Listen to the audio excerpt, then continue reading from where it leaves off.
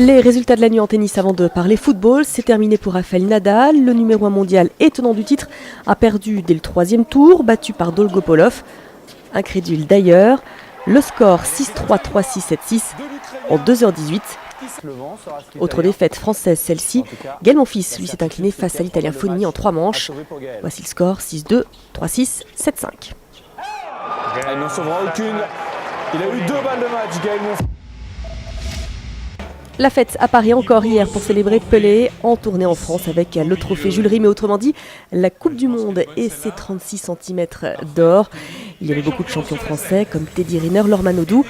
Retrouvailles très émouvantes aussi avec Juste Fontaine, meilleur buteur sur une Coupe du Monde avec 13 buts, c'était en 1958.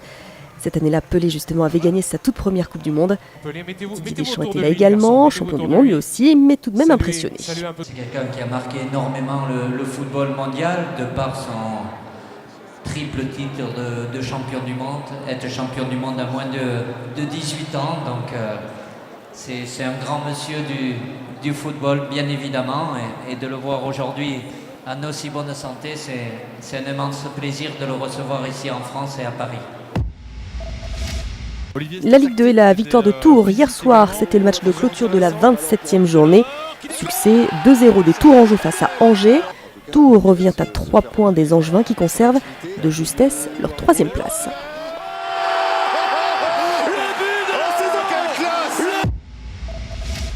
Ce soir en basket, Nanterre accueille les Ukrainiens de Kiev en 8e de finale, retour de l'Eurocoupe.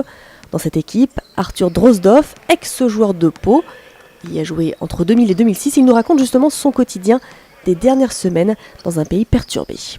Une esquisse de sourire sur le visage d'Arthur Drozdov, un instant si rare ces dernières semaines.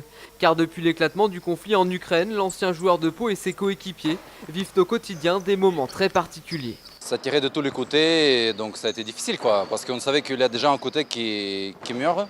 Donc quand il y a des gens qui meurent à côté de toi, en plus la salle se situe bien, pas trop loin de centre-ville où s'est passé les événements, donc c'est pas facile à vivre. Pendant plusieurs semaines, le championnat de basket est donc arrêté. Les joueurs ont continué à s'entraîner mais ont dû s'adapter à la situation. On devait s'entraîner très tôt parce qu'ils voulaient fermer la salle avant que la nuit tombe, parce que pour la sécurité c'était plus facile comme ça. Alors désormais, Arthur Drozdov espère voir son pays retrouver la paix. On aimerait bien tous que ça termine le plus vite possible, qu'il n'y aura pas de la guerre, c'est surtout ça. Et dans un coin de sa tête, Arthur Drozdov rêve d'une victoire ce soir face à Nanterre pour espérer disputer un quart de finale chez lui, à Kiev.